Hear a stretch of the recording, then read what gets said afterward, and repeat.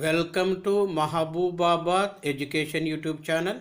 This is Veeraya Pujari, School Assistant Social Studies, ZPHS Modugulagudam Kuravi Mandal.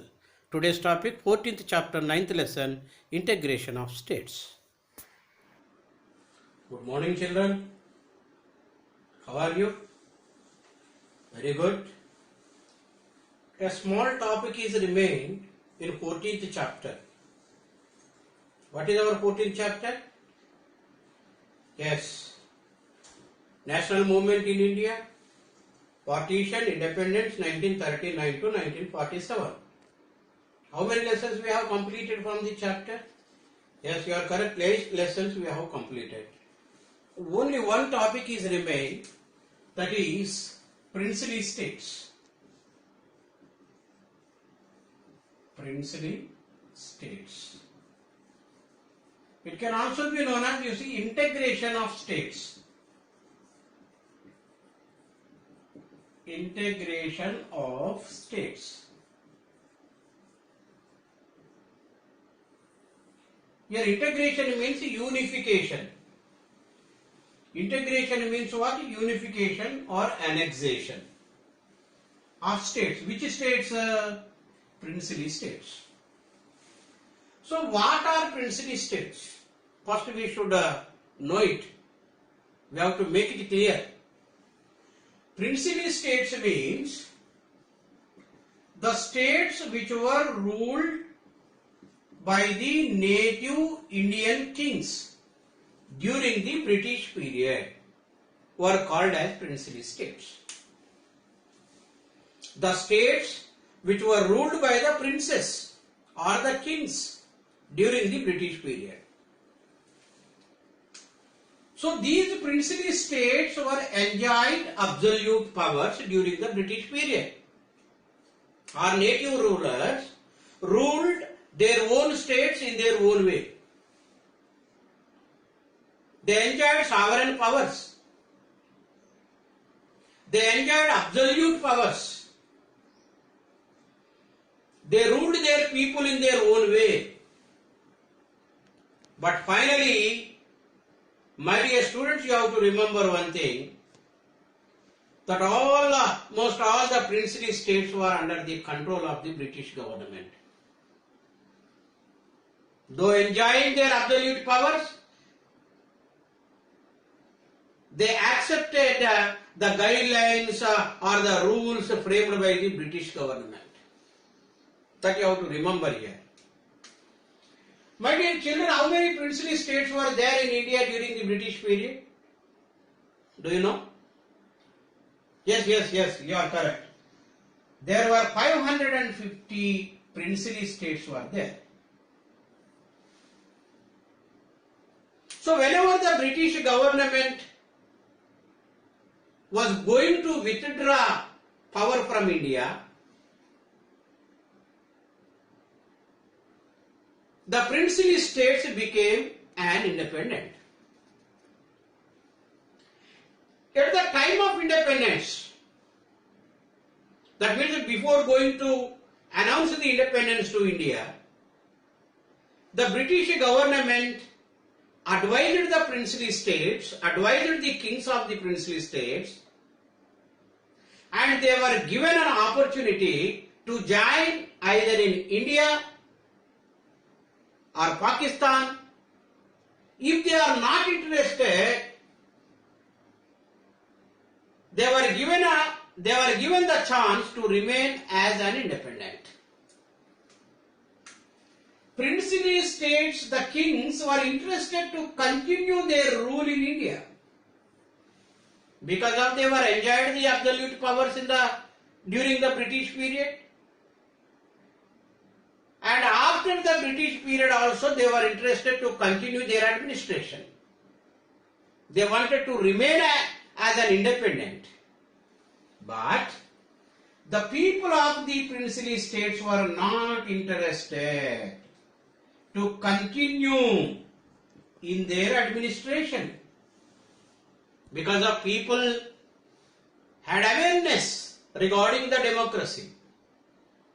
People during the administration of of the princely states had led some movements under Prajamandals in order to get equal rights, in order to get equal opportunities.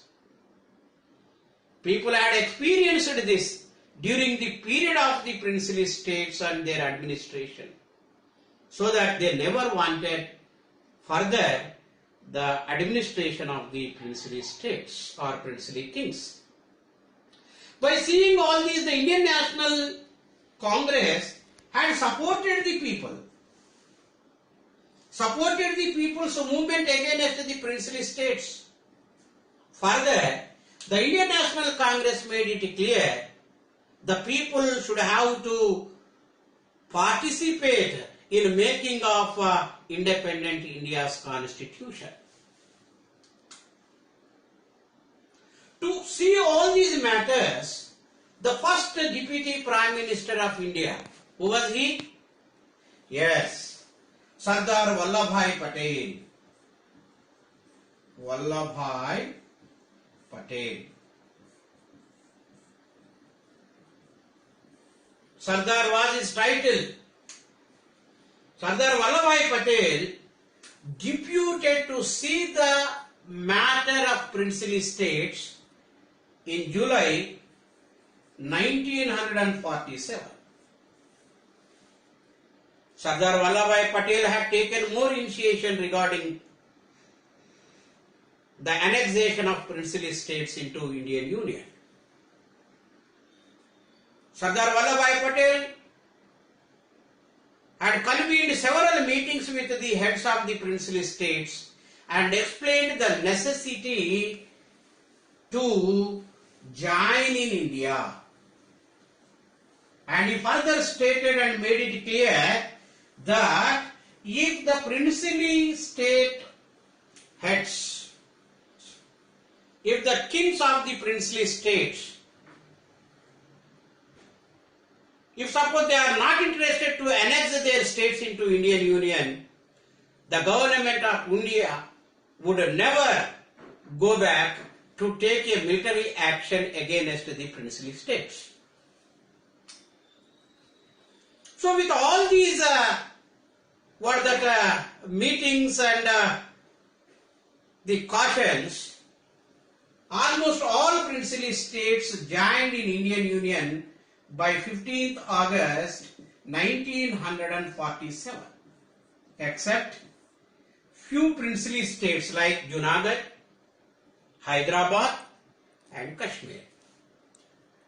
And remaining all princely states had signed on Instrument of Access.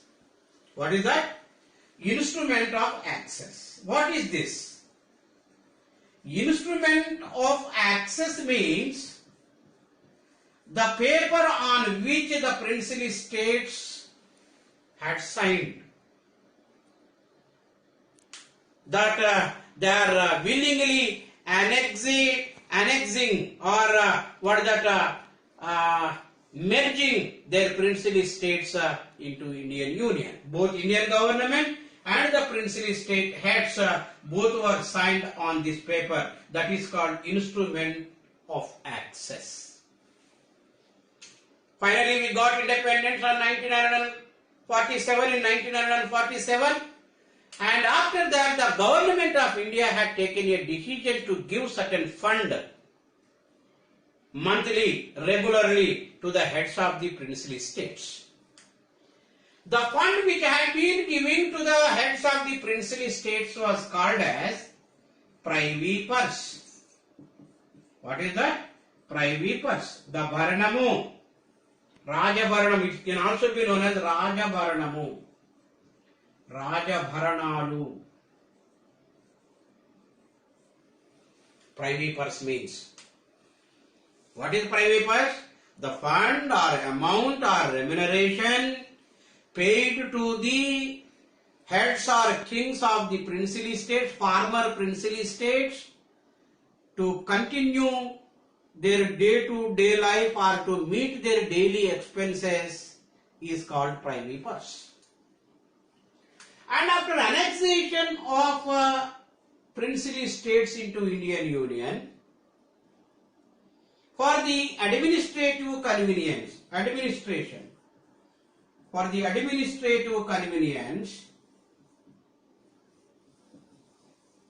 Government of India reorganized the states.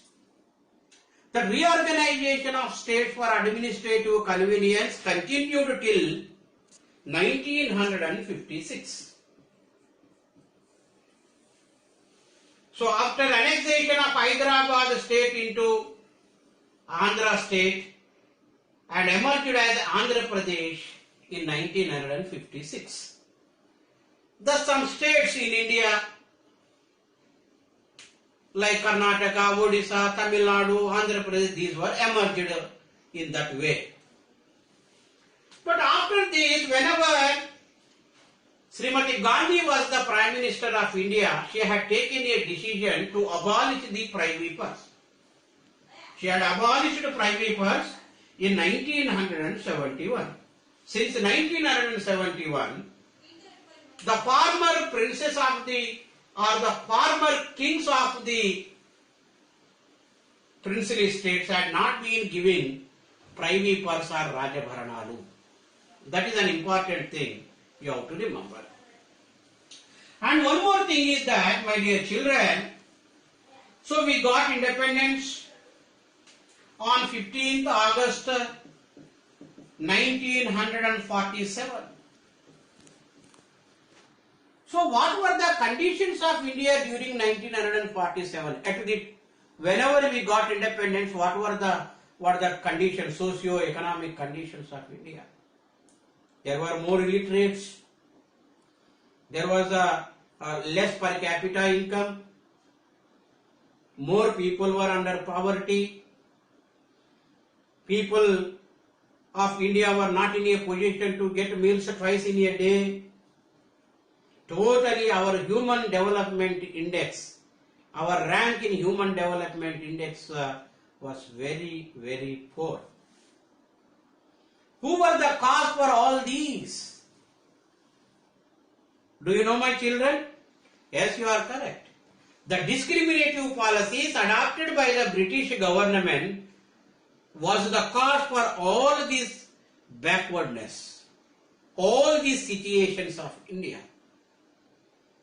My dear children, after 1947, the government of India had been taking several steps to eradicate poverty, to eradicate backwardness, to improve per capita income, to improve our rank in human development. The government is taking several steps. It is the challenge to the people of India to become a modern country, to become an advanced country. And by taking it as our challenge,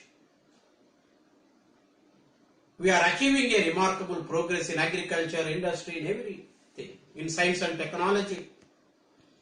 But still there is your responsibility, our responsibility to bring or to lead our country in advance, to lead our country in all modern aspects. It is your responsibility. Don't forget. Come forward. Get more education. And achieve self-sufficiency. And improve your skills. And take part in modernization of our country. Always this responsibility lies on you. By this, I am going to conclude this lesson, and total 14th chapter is completed. Thank you. Bye.